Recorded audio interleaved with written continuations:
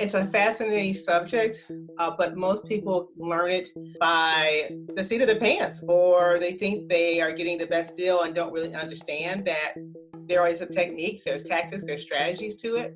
But the really good negotiators do. That was Charlotte Westerhaus-Renfrow, an assistant professor of law and management at the IU Kelley School of Business, who specializes in negotiating. And that's our topic today on Beyond COVID, an IBJ podcast that's about getting to the other side of the coronavirus crisis. The podcast is brought to you by James Allen Insurance. I'm Leslie Weidenbetter.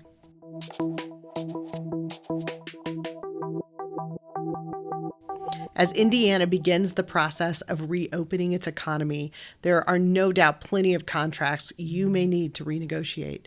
Maybe it's a lease or a vendor in your supply chain. Maybe it's a contract with a customer.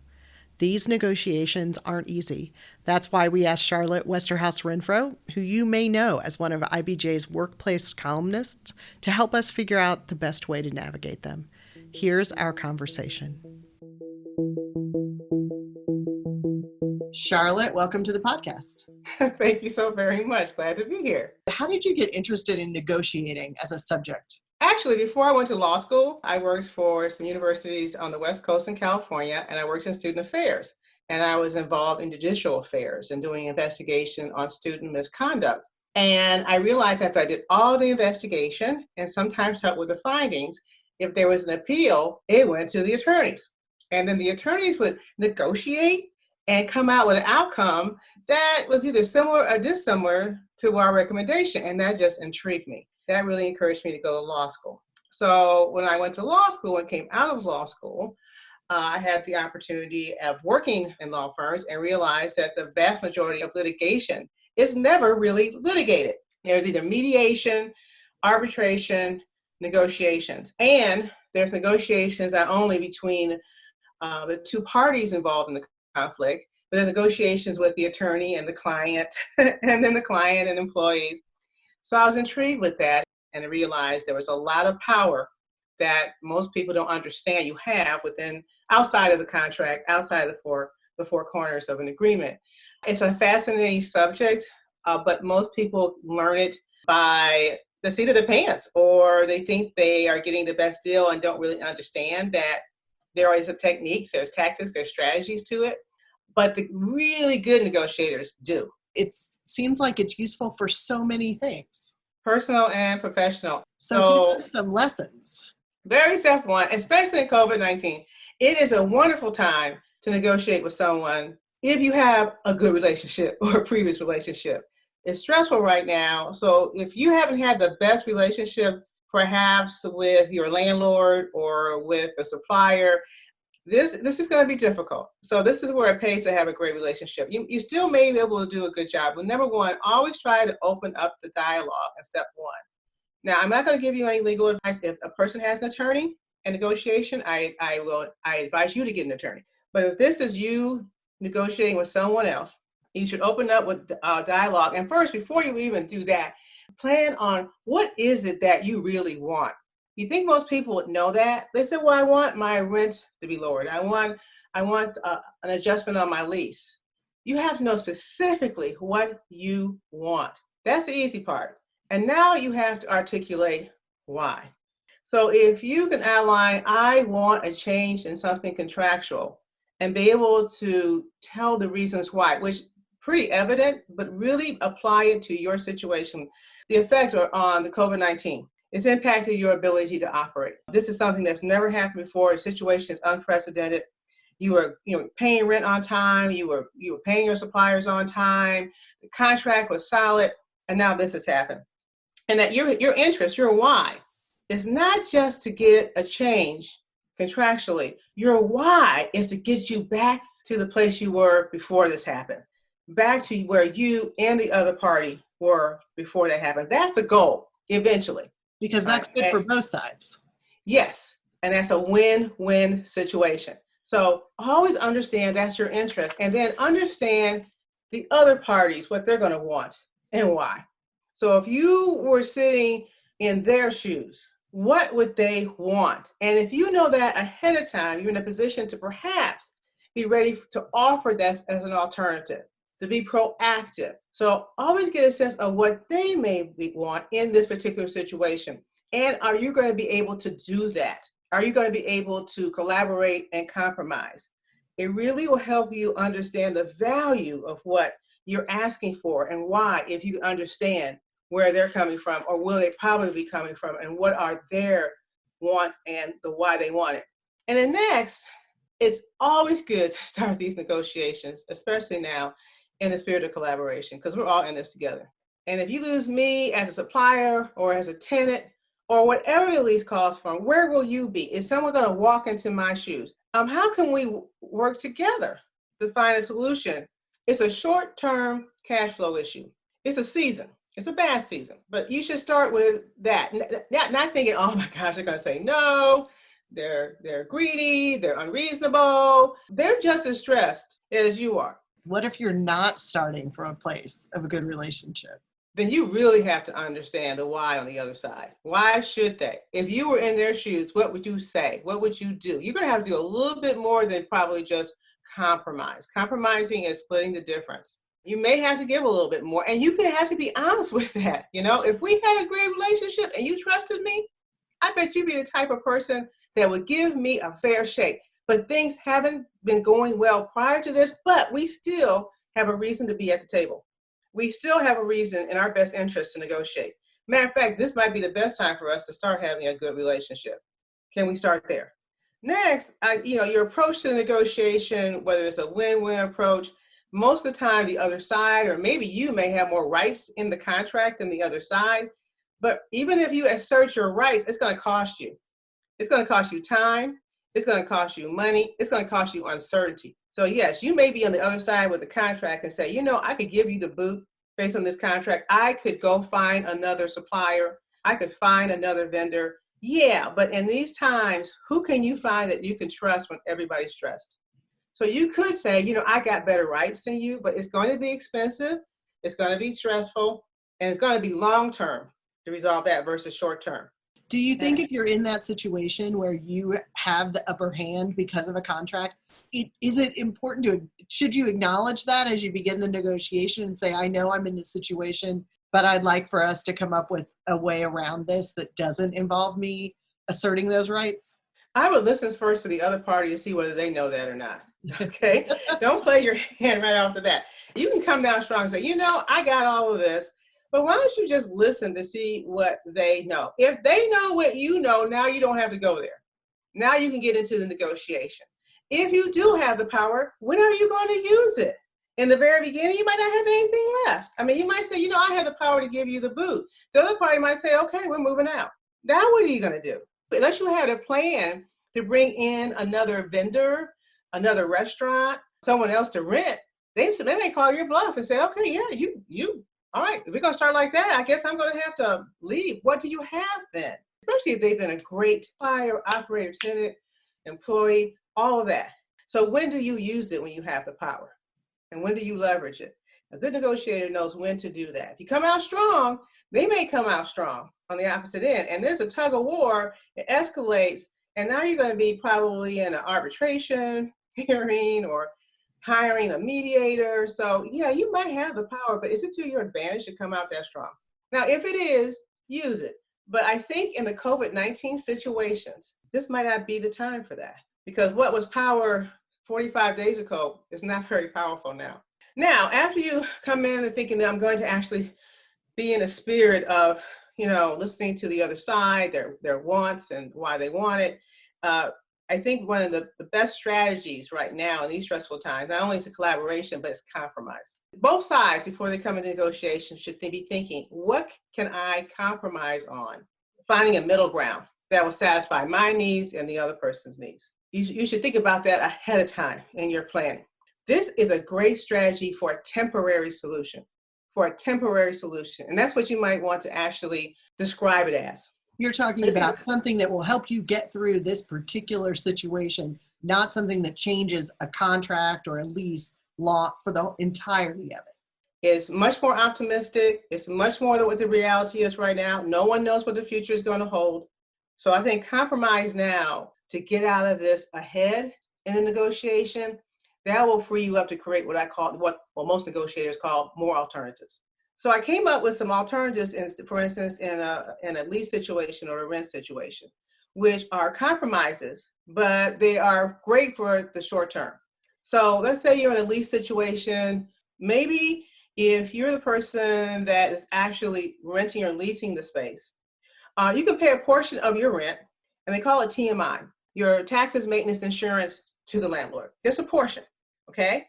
Do it just a portion, and how you can do that, maybe you can defer it or pay a little now, and maybe in 2 months from now, you'll add a little bit more on to those payments. So maybe you pay half in May, half in June, and then July and August, you'll pay the full.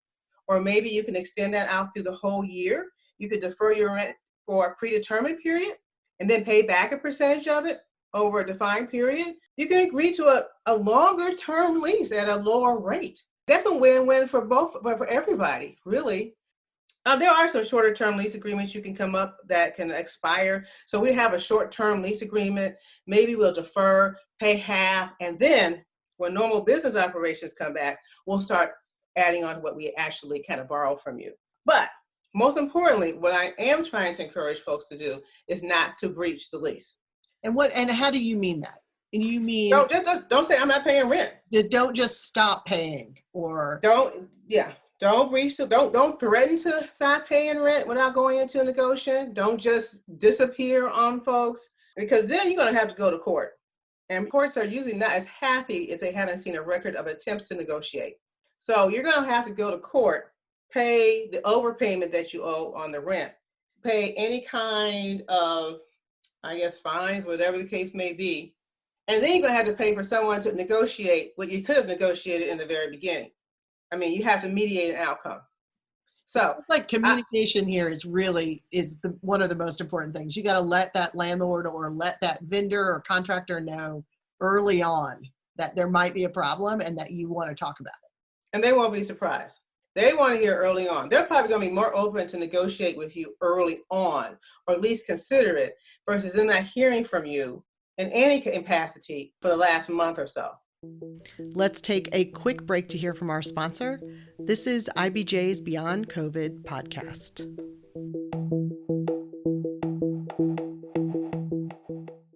As you work your way through the pandemic crisis, would your business be ready if this happened again?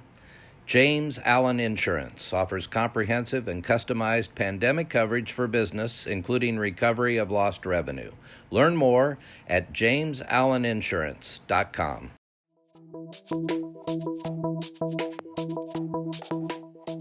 Now, back to our conversation with Charlotte Westerhaus-Renfrow, an assistant professor of law and management at the IU Kelley School of Business and an IBJ workforce columnist.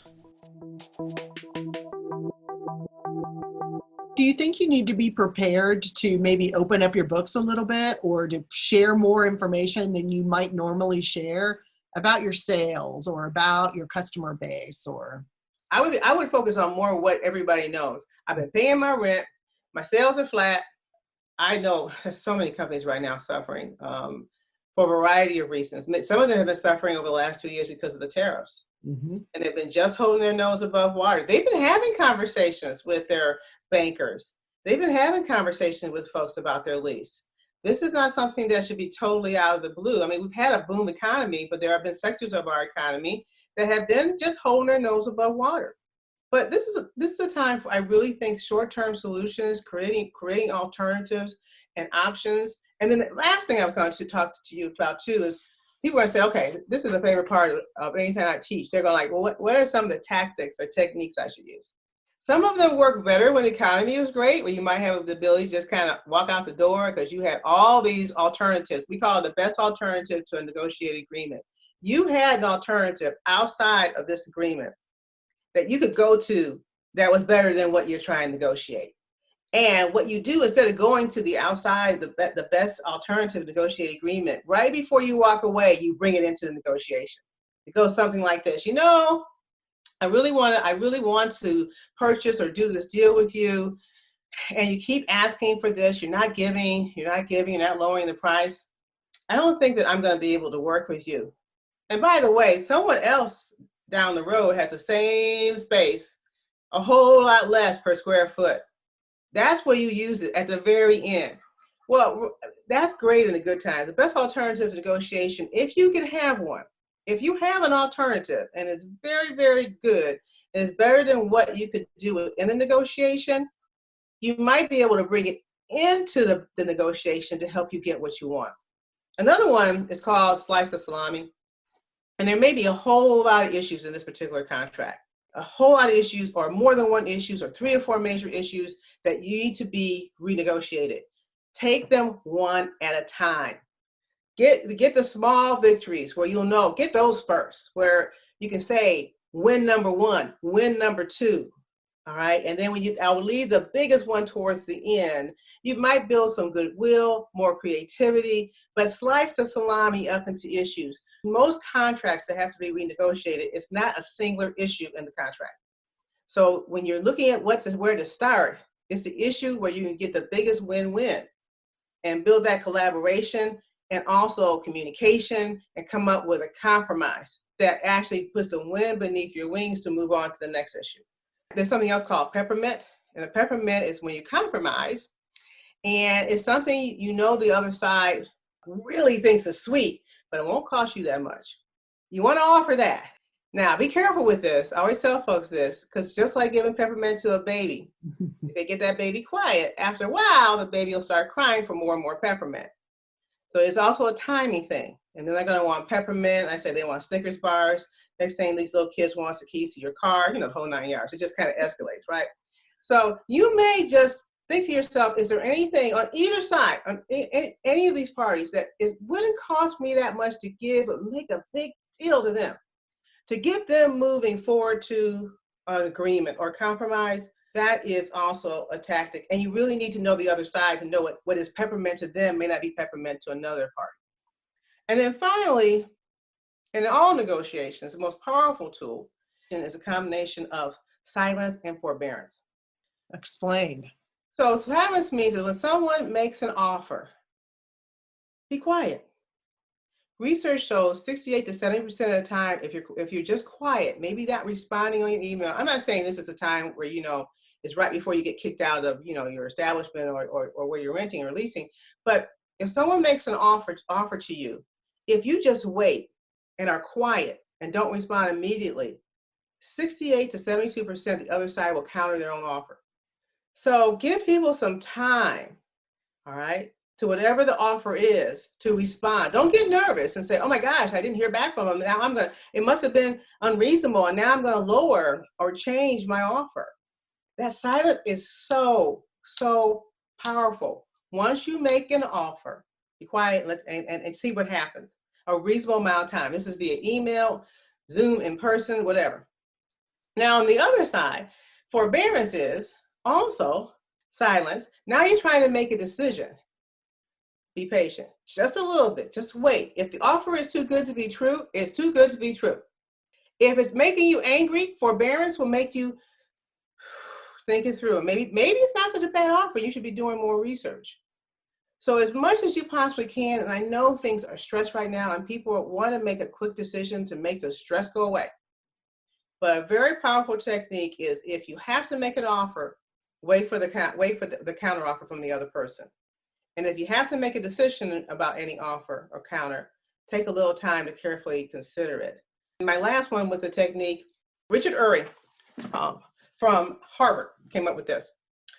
It's called go to the balcony. So sometimes these negotiations can get kind of emotional, whatever the emotion is, but especially if it's heated emotion, negative emotion. And you and the other party are having what I call a conflict.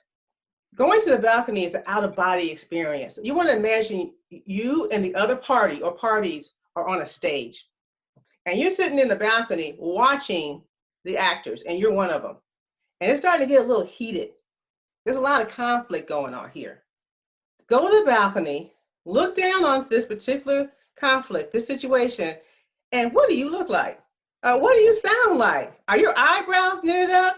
Are you pointing fingers? Is your voice raised? If this was being taped and played on WTHR tomorrow, what would you look like? That will tell you that you are negotiating with your emotions and not from the part of your brain that actually makes logical decision. And you have probably lost sight of every every plan you had. Your peppermint is shattered, right? Your salami's out the window. Nothing's going to work when you're angry or overly happy, but especially when you're angry. So go to the balcony, take a moment and say, what if I saw this on TV? What would this look like? What do I look like on Zoom? Zoom is great. Now we know what we look like. You can tell a lot from people, from their body language. Pay attention to what you look like. Let me go back and ask, so if you realize you're on your balcony, you're looking down at the play and you think, oh, I do not like what I look like. This is not where I'm meant to be. How do you fix that situation? Take a break. You don't have to be so obvious about it. Sometimes that somebody taking a break may be a sign of weakness. But I would say inhale, exhale, and say, I think we're all making some valid points. So be positive. I think we need to take a break just to recalibrate. Take a break. Pull back from the table, the monitor, the email. Collect yourself. Go back to what's the other side want and why. Go back to maybe I need to create more alternatives so that we can have a situation where we can compromise. Maybe I may need to apologize. Maybe I may need to change the way I'm speaking or my emails. Maybe we all just need to have a break and then realize, why are we at the table? Remember, the reason why people negotiate is because they get a better deal negotiating than what they would do unilaterally, which means they get a better deal negotiating than what they could do if they could use the power to get it themselves. People negotiate to be persuasive. So you already know if the other side wants to negotiate, you're already on the right path. People negotiate because they think and believe they'll get a better deal negotiating than they would use if they just use the power of the contract. Now, your role is to find out how much will they give and how much can you take, and vice versa. And you have to be able to be cool, calm, and collective to use your best persuasive abilities and powers. You mentioned that you like Zoom. You like to use Zoom for this. So right now, do you think the best way to get into a conversation with someone you need to negotiate with? Yes, because I think if you can read nonverbal cues, you're in a better situation to be able to ascertain how sincere and perhaps how honest the person is. There are a variety of resources out there that can teach you on how to read people, so you'll be able to understand if they're being honest or not. I think the nonverbal cues also will give you more of a sense of just the veracity of people when you're negotiating with them. So if they are concerned, you can see it. You really can see it. You can read it. You can feel it. If you are trying to make a good faith effort and you're trying to compromise, they hopefully will be able to see your nonverbal cues to be able to see that. So I think face-to-face is the best way to negotiate, but I think those days are not going to be with us for quite a while. So I would recommend Zoom versus email and text, especially for negotiations or the livelihood of your organization. This is a must-have win-win. These compromises have to be made. I would recommend Zoom. Or I would say virtual negotiations is going to be, I think, one of the most effective ways, especially in the midst of what we're going through with this global COVID-19 pandemic, to be able to effectuate and be the most persuasive when you are trying to make your case on your position, why it's a good position, and why. Charlotte, this has been so helpful. I'm just thrilled to get to talk to you. They say.